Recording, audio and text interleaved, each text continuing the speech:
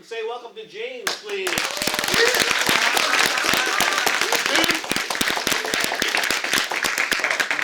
The basis of this entire project is that freestyle. It's a whole bunch of equipment. It's actually over there. It's like dark right now. There's a whole bunch of equipment, and I was like, hey, I haven't used any of it. So for like Zenith, I'm just going to use like all the equipment in a project. I'm going to say it's film grip, but really it's all about just trying out all the equipment and using it all to make things. And so the first thing was just learning a bunch of the equipment. I'll go through a little bit of info on each bit of thing. First up is tripod. This is, all of you know tripod, you just put a camera on it, it can rotate. There was this slider, which is like putting the camera between 2 points in space, which is good for like, specifically linear between 2 points in like, yeah.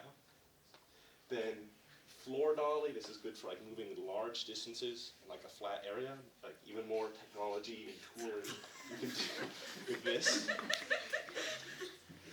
And then there's the glide cam. You're meant to balance it, but I can never really get it to work. Like it's about to go like, yeah, I couldn't get it balanced, but you could do handheld stuff with it. You can just put it anywhere you can hold it. Then there's the gimbal. This is the version, this is a handheld thing, but I got it to work.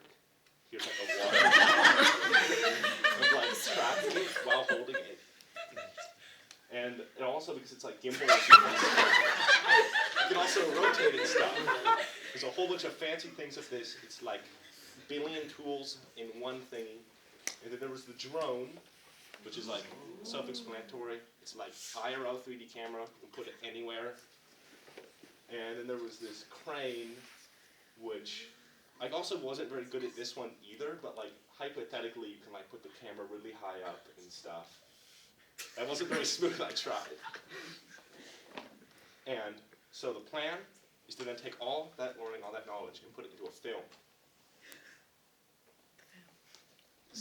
And so the first part was like planning the film. The idea for this film is it's mostly about like the camera movements. It really isn't about like location or actors. It's more about how the camera moves. And so what I designed is there's very few props. Like, well, it was meant to be few locations. I ended up like, that. And so then went through production. And I'll be real.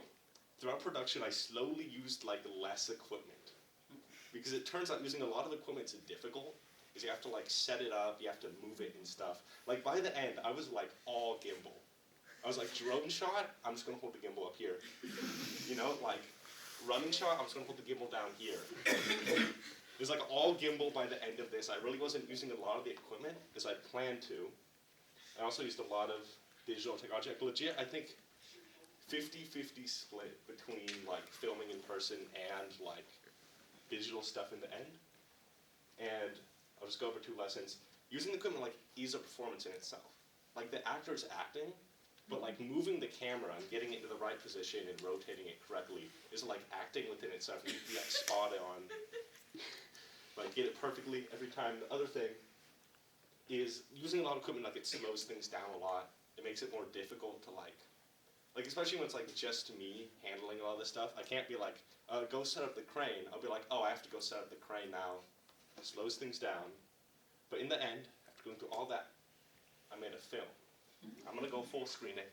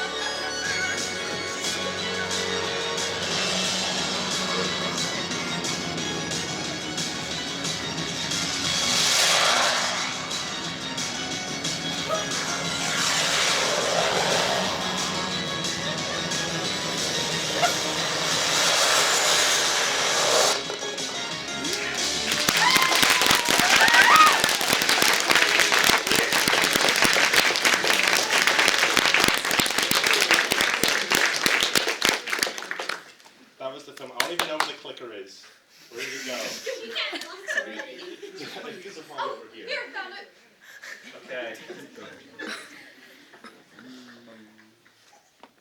You probably have to get it out full screen. Oh yeah, you gotta get out of full screen. Okay. Well, that was the film. Like, in the end, it was like a lot more, like the VFX. Wait. Okay, I'll just manually click next slide. No. And so in that, I really didn't use, like, the equipment as much as I expected to. Where it ended up being more like figuring out how to get the gimbal to work than being like, oh, I'll set up an entire crane for one shot. And like also, like really, my favorite part of this was going into Blender at the end and like CGIing a golf ball flying around the moon. Whereas like, I could still make cool things with a free tool. Like I didn't really need the equipment the whole time to be able to pull it off. But in the end, epic.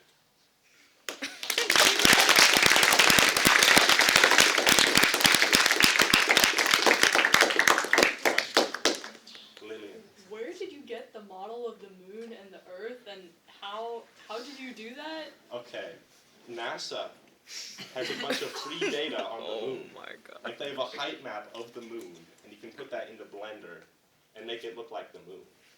Wow. Well, You got it from NASA?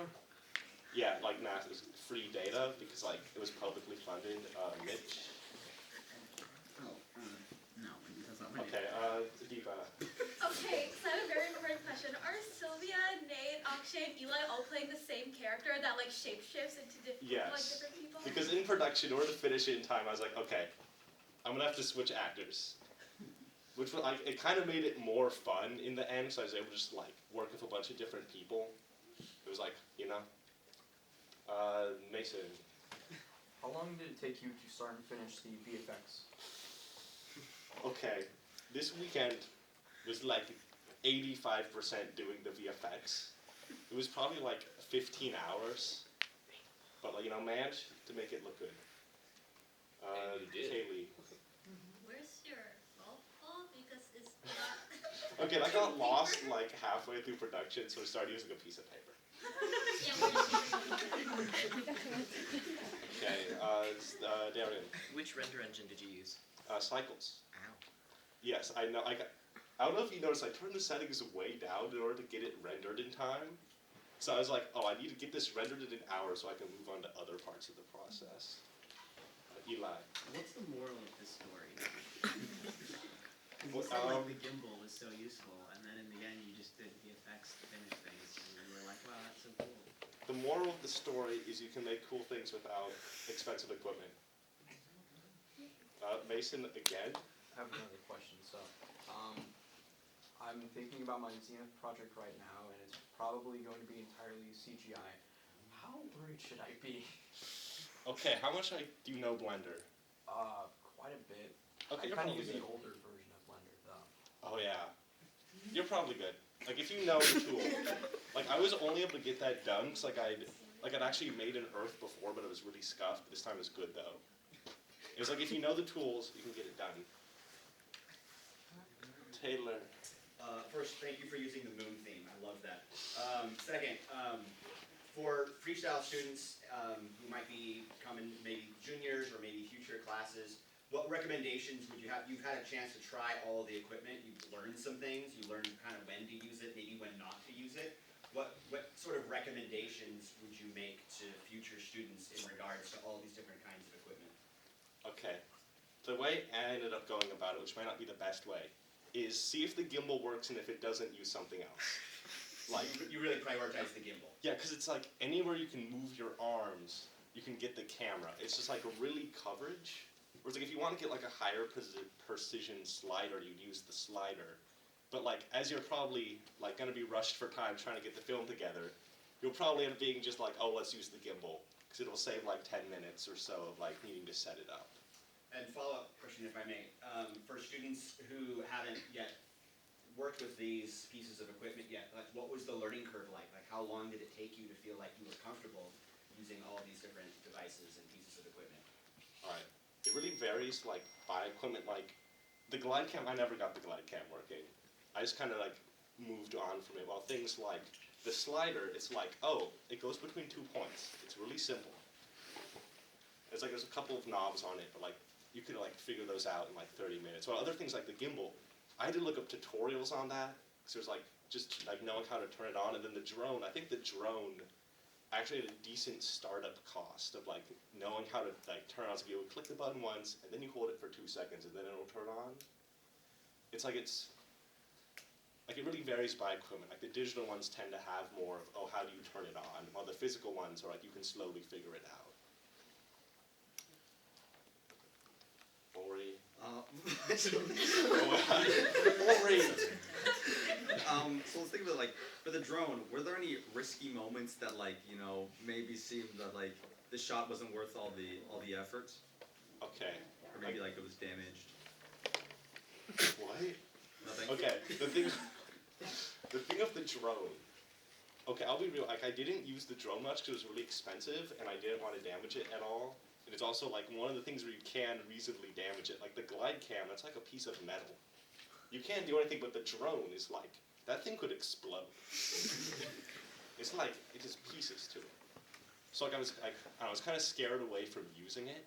And also like the times that I could have used it and it not being useful, like in the part where the golf ball went, there was a drone shot. But like it ended up being easier to just like immediately switch to like the CGI. Estelle. Why golf? Okay, I think when planning, I was like, okay, what's something that like there's a lot of dynamic, or like, yeah, any other sport could have worked if like you, yeah. Maybe it's because there's like a goal to it, where it's a game of like you're trying to get a thing to the thing, while like another sport, it's more complicated. Okay. All right, thank you very much.